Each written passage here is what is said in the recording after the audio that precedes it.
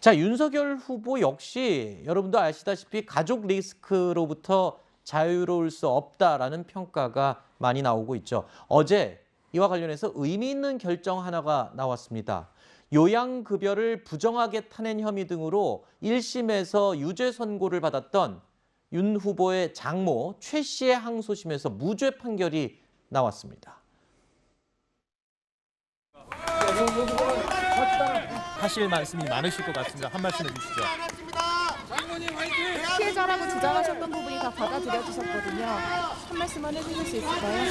장모님 화이팅! 이제 끝났습니다. 이 사건 다시 재수사가 이뤄진 것이 윤석열 후보 죽이기 과잉 수사 이런 일환이라고 보시는지. 네, 저는 그렇게 보고 그리고 있습니다. 5년 전에 다 이미 기소가 안 되고 무혐의 판단을 받은 그 사안을 다시 끄집어내서 이렇게 당사자들이 이의 제기하지 않는 상황에서 이런 건 아주 이례적입니다. 자, 윤석열 후보의 장모 최모 씨는요, 불법으로 요양병원을 설립해서 요양급여를 챙긴 혐의를 받아왔었죠. 1심에서는 유죄로 판단해서 징역 3년을 선고했는데 바로 이 항소심 재판부는 의료법 위반과 사기 혐의 모두 무죄로 판단했습니다. 자, 어제 판결로 가장 궁금한 점은요. 자, 이렇게 되면 윤석열 후보 이제는 가족 리스크의 악재 가운데 하나를 좀 털고 장모 문제는 털고 부담 없이 갈 수 있는 상황이 된 겁니까? 어떻게 보십니까? 네, 아까 자료 화면에도 장모 최모 씨가 재판 끝나고 나가는 길에 네. 윤석열 후보 지지자로 보이는 사람이 뭐 끝났습니다라고 이제 외치는 장면이 나오는데 네. 예, 굉장히 많은 길이 남아있다라고 네. 봅니다. 왜냐하면 이번에 무죄를 받은 혐의 외에도 예를 들면 통장 잔고 증명서 위조한 부분 이것은 1심에서 또 유죄 판결이 났었고 네. 앞으로도 유죄 판결이 비교적 더 유력해 보이는 부분이 있고요. 그리고 사법적인 걸 떠나서 몇 가지 의혹이나 혐의가 더 있죠. 예를 들면 이제 경기도 양평군의 이제 아파트 단지 개발 논란이라든지 또 추모공원 사업에 대해서 이제 사업권을 편취했다는 의혹 이런 것들이 여러 가지가 있어서 네. 사법적인 유무죄를 떠나서 국민들이 봤을 때는 좀 말썽이 많은 사람이다. 이 이미지가 있는 건 확실하거든요. 네. 그래서 그런 것들을 유의를 해야 될 것이고 근데 이제 장모 문제는 비교적 좀 먼 문제로 느낄 수 있는데 부인 리스크가 또 한편으로 그렇죠. 있는 것이고 그리고 부인 리스크에서 결정적으로는 이제 후보 본인이 해명이나 반박을 할 때 그것이 사실과 부합하지 않는 것으로 드러날 때 이것이 결국에 문제가 되는 거거든요. 이런 연결고리들을 생각해 봤을 때는 윤석열 후보의 현재로서 가장 최대의 리스크도 가족 리스크, 본부장 리스크라고 하는 것이 아직까지는 유지되고 있는 것이고 네. 앞으로 선거에서도 가장 유의해야 될 부분 또 그것이 될 거다라고 네. 말씀드립니다. 자, 어찌됐든 간에 어제 이 장모의 무죄 판결로 이 김건희 씨의 등판에 또 어떤 변화가 있을지도 관심입니다. 최근에 김건희 씨의 공개 등판이 멀지 않았다 이런 관측들이 여기저기서 나오고 있죠.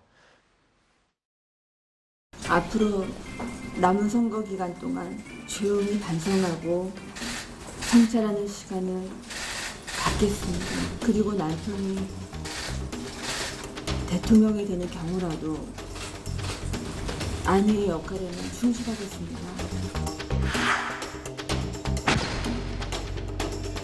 행위라는 게 아니고 그냥 이름, 사진 뭐 굉장히 짧게 올려놔서 다른 분들이 하는 거 정도 조금 더 지금보다는 조금 더 올린다고 뭐 그렇게 얘기를 하더라고요. 그래서 뭘 할지는 저도 아직 잘 모르겠습니다. 자, 김건희 씨가 설 연휴가 시작되기 전에 본인의 이 논란이 됐던 통화 녹취와 관련돼서 사과를 할 계획이다라는 말이 들리고 있는데요. 그런데 그보다 앞서 논란이 됐던 이 허위 이력 이야기가 다시 또 불거지기 시작하고 있습니다. 바로 어제 교육부가요, 김건희 씨의 이력이 일부 사실과 다르게 작성됐다는 감사 결과를 공개한 건데요. 교육부는 국민대에 김건희 씨에 대한 임용 취소도 검토하도록 했습니다. 자, 국민의힘에서는 정치적 목적의 표적 감사다라고 반발하고 있습니다. 자, 허위 이력과 관련해서는 이미 한 차례 대국민 사과를 했습니다. 그런데 어제 교육부 감사 결과가 김건희 씨의 등판에 또 영향을 미치게 될지 궁금합니다. 그러니까 저는 지금 이제 혹시 국민의힘이나 지지자들 분들이 마치 김건희 씨 리스크가 좀 사라진 것처럼 좀 착각하고 계신다는 생각이 듭니다. 네. 그러니까 뭐 최근에 그 7시간 녹취 공개가 뭐 생각보다 별거 아니네라고 상대적으로 약간 그랬을 뿐이지 내용을 들여다보면 굉장히 중요한 게 많습니다. 그래서 김건희 씨 리스크는 여전히 남아 있고요. 네. 이 허위 이력 부분이 마치 우리가 허위에서 뭐 내가 조금 뭐 부풀렸나 잘 보이기 위해서 네. 윤석열 후보 같은 경우도요. 아까 저건 국민을 속이는 행위입니다. 네. 왜냐하면 굉장히 사소한 무슨 차이라고 얘기를 하는 것처럼 변명을 하지만 그 실제 강사로 임명될 때 그 경력은 굉장히 그 당락에 큰 영향을 미쳤기 때문에 이 부분은 되게 중대한 사안이라는 거. 그래서 이거는 김건희 씨 리스크고요. 그다음에 저는 김건희 씨가 등판을 위해서 굉장히 군부를 떼고 있는 것 같긴 한데 네. 그러면 이제 우리 국민들이 좀 헷갈립니다. 아, 저렇게 허위 그 학력을 사과하는 저 말씀하는 김건희 씨가 진짜 김건희 씨인지 아니면 정말 그 기자와 거침없이 통화하는 그 모습이 김건희 씨인지 네. 그런데 되게 혼란스럽습니다. 그래서 아마 김건희 씨가 바로 등판하기는 좀 어렵지 않을까 생각합니다. 알겠습니다. 자, 김건희 씨와 관련해서는 또 다른 논란이 또 있죠. 바로 무속 논란인데요.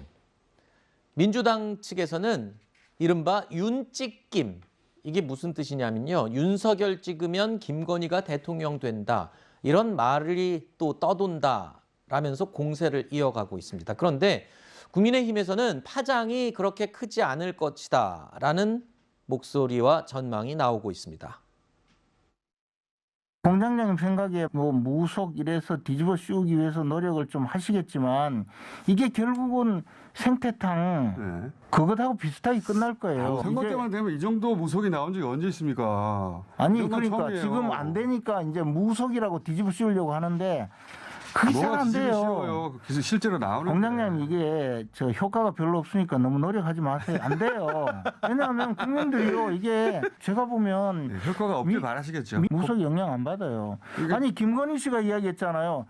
내가 더 도사인데 뭐 그 사람들 저 들을 필요 없다고 그러잖아요. 점집에 안 간다 하시는데 점집에 간 사람들 제가 알고 있어요, 같이. 아니 그러니까 가보니까 효과가 없는 거 아니에요. 저도 가보니까 맨날 저 선거 된다 할 땐 떨어지고 떨어진다 할 땐 되더라고요. 근데 왜 계속 갔을까요? 심심해서 궁금하잖아요. 아니, 불안하니까 가봤는데 제 별 말은 효과가 최고위원- 없더라니까.